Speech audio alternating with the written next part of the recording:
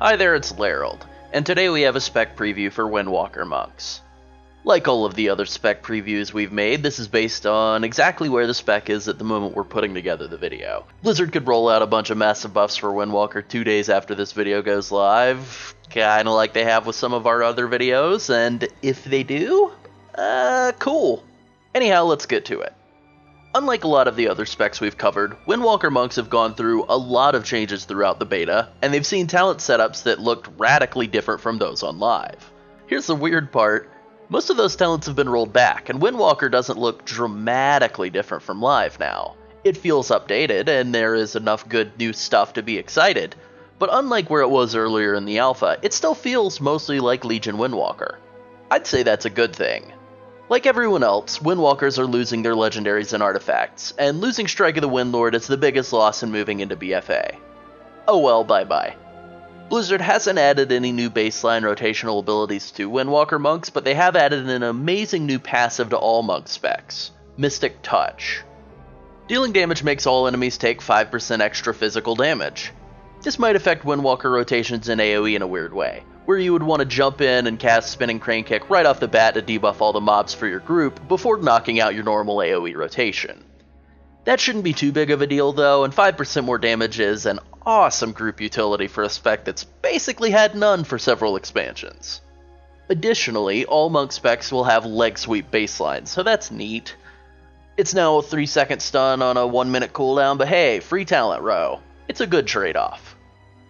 While Windwalkers haven't gained any new baseline rotational skills, they have received several tweaks to their base abilities that make the class feel fresh. First off, Blackout Kick now reduces the cooldowns of Rising Sun Kick and Fists of Fury by 1 second. This is a really nice change that makes the class filler spell feel way more meaningful. It will probably also make Haste, which has been a horrible stat for Windwalkers during Legion, into a little better stat for them during BFA.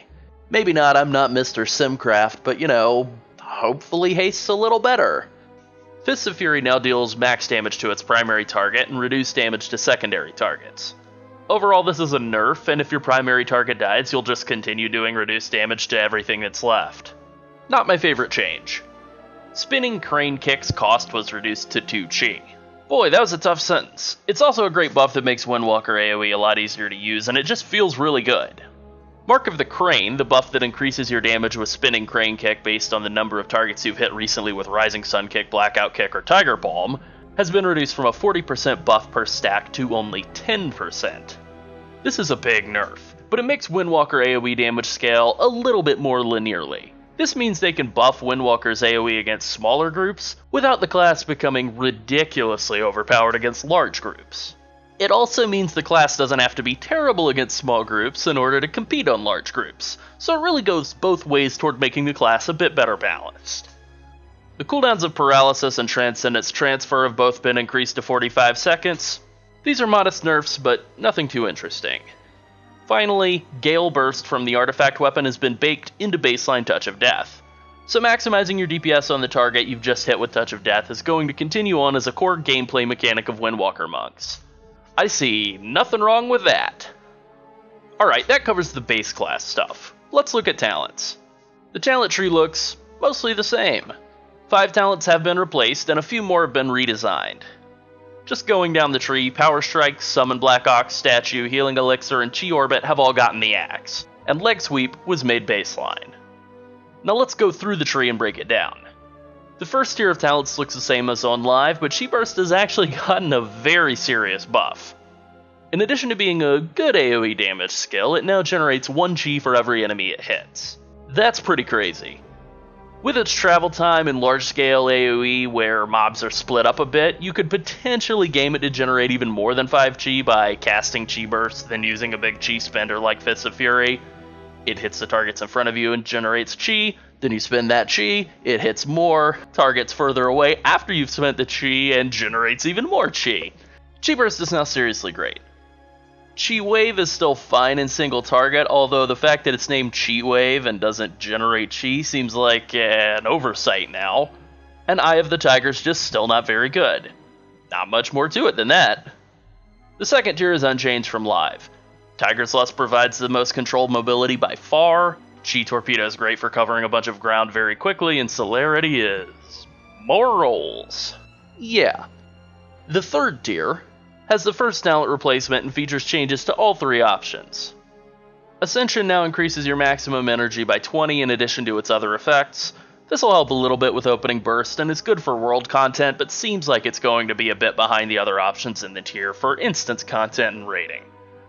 Fist of the White Tiger replaces Power Strikes, and kind of replaces Strike of the Windlord in a very different packaging. It's on a 30-second cooldown, costs 40 energy, and generates 3 chi. It deals about 4 Tiger Palms worth of damage, which is alright, but that's still less than a single blackout kick. So while the chi generation is nice, it doesn't seem amazing in terms of its own damage. Replacing a chi spender on your bars with a chi generator just feels kinda weird, and overall I'm not really sold on this talent. It's alright, I just want it to be a little bit more interesting. Finally, Energizing Elixir is now on the global cooldown and only generates 2 chi, down from a full 5 it did in Legion. This is a big nerf, but it's still a competitive talent, and the nerf to chi generation makes it feel a little less wasteful than it has in Legion. The insta-full energy component is weird and makes you want to pop Energizing Elixir then use an energy spender to not waste energy, but this means you would have to be empty on chi to not waste chi, and in order to pop this well out of chi and energy can take a little work. The chi CD changes just definitely make it feel worse than Legion. Oh well. The fourth tier is fairly similar to Live, but it features a kinda problematic no-brainer talent. Tiger Tail Lash is a simple buff to leg sweep, nothing special. Ring of Peace still does what it does, and Good Karma is just a massive buff to Touch of Karma's value as a survival and DPS tool. It's extremely good, and this tier is just going to be Good Karma all the way unless you really need Ring of Peace for some reason. Tier 5 is another tier with only one really big change. Healing Elixirs is gone, which is a pretty big blow to survival for Windwalkers out in the world. But it's not really a big loss in terms of group play. It's been replaced by Inner Strength, which basically works as a constant 10% damage reduction. It can fall off if you don't cast any chi spenders for 5 seconds, but most of the time in normal combat you're going to keep this buff active at max stacks. A constant 10% damage reduction is no replacement for an extra cooldown when you absolutely need it, which is what you'll get from Diffuse Magic and Dampen Harm, but for fights where you're just taking constant damage and you really don't need a big cooldown, Inner Strength will win out. The next to last tier looks very familiar, but it has a couple of important changes. First off, hit combo's been cut in half and will most likely no longer be the go-to talent. Rushing Jadewind is completely different. It's now a toggle on 4 energy per second skill that constantly radiates damage to enemies with no duration limit. It's interesting and you'll definitely see monks using it to turn the auction house green, but it's really not very fun to play with in standard combat. Losing 4 energy per second makes Windwalker feel very slow, and it cuts away a lot of the dynamic rapid playstyle that made Monk feel fun and engaging in the first place. It also has an issue where, if you manage to drop below 5 energy, say you hit 50 energy and press Tiger Palm, Rushing Jadewind will fall off, and then you'll have to spend a global recasting it. There is an Azurite Trait combo that has an extremely powerful interaction with Rushing Jadewind, but I would expect that to be nerfed. Overall, this is a talent that can probably do pretty well in AoE, it just doesn't feel that fun to play with, at least to me. Finally, Invoke Swen, the White Tiger, has been changed slightly. His summon time is only 20 seconds now, down from 45, and his cooldown is down from 3 minutes to 2. He is also on the global cooldown. Overall, he's pretty simple, he's a good DPS cooldown, and he's probably the best option in the tier when all is said and done. And here we have the last tier. Chi Orbit is gone, bye, and Spiritual Focus is here in its place. Reducing the cooldown of offensive cooldowns is cool. And I'm down. This talent could be good. I suppose it'll all depend on tuning and fight length. This talent's kind of like oatmeal. I like it, but it's a little bland. Next to it is Whirling Dragon Punch, which is the same as in Legion. It's still great. Finally, Serenity has had its duration increased to 12 seconds, but its damage buff has been reduced to only 20%, down from 40%. The monk community has found that when Serenity is active and Fits of Fury and Rising Sun Kick are on cooldown, the best course of action is just to chain cast Blackout Kick to reset them, even though that cancels out the monk mastery. Overall, that's not good, and hopefully it's something that Blizzard will work on fixing before BFA goes live. This talent tier really seems like a choice between Whirling Dragon Punch in AoE and Serenity in single target, but I guess we'll just have to see. This is a talent setup I would run for dungeons and raiding. If a situation calls for Ring of Peace, Diffuse Magic, or Dampen Harm, then go with that. Before I finish up, and this part of the video is extra special super duper subject to change, I want to go over Azurite Traits. Windwalker has 6 Azurite Traits, so let's dive in. First up is Iron Fists, and it's super boring. A bit of crit chance when using Fists of Fury in AoE is just kinda lame. Let's move on. Meridian Strikes is next, and it's real nice. Triggering the Windwalker Mastery reduces the cooldown of Touch of Death by 1 second. Ideally, every single attack you use should trigger combo strike, so if you're using an ability every second, this would provide 60 seconds of cooldown reduction every minute. Basically, it would take Touch of Death's cooldown down from 2 minutes to only 1 minute. Now, there may be some downtime in Windwalker abilities based on energy regeneration and combo breaker procs, so the cooldown may wind up closer to 1 minute and 15 seconds, but that's still potentially a couple more Touch of Death casts per fight. Not too shabby. Open Palm Strikes is another Azurite trait, and it's kinda weird. It gives Fists of Fury a chance to generate chi, and increases its damage in general. Like the other Fists of Fury bonus, this one seems way more geared toward AoE than single target. That's an interesting choice by Blizzard considering they've nerfed Fists of Fury's value in AoE and BFA. Weird call, but not a bad trade. It does seem like a way more interesting option for Fists of Fury than what we've seen so far, and I think it's pretty decent overall. Pressure Point will provide a modest increase to Tiger Palm's damage, which isn't really a huge gain, and increase its chance to trigger Combo Breaker. The base chance to trigger Combo Breaker is 8%, so this is a good buff. And with Blackout Kick providing cooldown reduction for Fists of Fury and Rising Sun Kick, Combo Breakers will be worth even more in BFA than they are in Legion. It is a little bit unreliable, and that's the problem with it, but this is a very solid bonus. Sunrise Technique makes Rising Sun Kick put a debuff on the target that increases the damage of all hits you deal to it for 15 seconds. This is insanely overpowered when combined with Rushing Jadewind.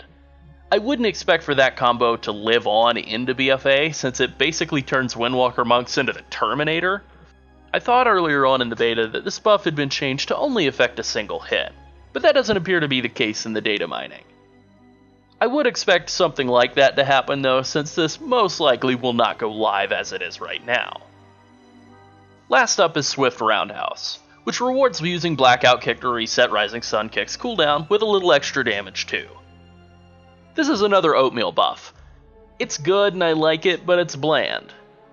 The Azurite traits for Windwalker vary a bit too wildly, going from crazy game-breakingly overpowered to very bland. Blizzard, you're giving me whiplash. I prefer to see less lousy AoE-only traits like Iron Fists, and more all-purpose reliable traits like Meridian Strikes or even Pressure Point. So now for the 2 most important questions. Is Windwalker still fun and is it good? Yeah. To both, yeah. It is. Windwalker Monks are a spec that have changed a bunch over the expansions, and never really felt like they've had a consistent identity beyond generating chi and blackout kicking it into enemies' faces. The transition into BFA will hopefully leave Windwalkers feeling like they've finally gotten a perfect blend of a lasting spec identity, while also feeling like they have some new tools to play with and build upon. I'm very excited for Windwalker Monks in BFA. Well, I think that about covers it. If you have any questions about Windwalker Monks, ask away. You can also head over to Peak of Serenity, the Monk Discord, where you'll find good discussions and some helpful pinned posts. I will be covering other beta updates and putting together more tank-related, and not always so tank-related videos soon. So stay tuned for more great BFA beta content, and as always, please like and subscribe. Thanks for watching. Bye.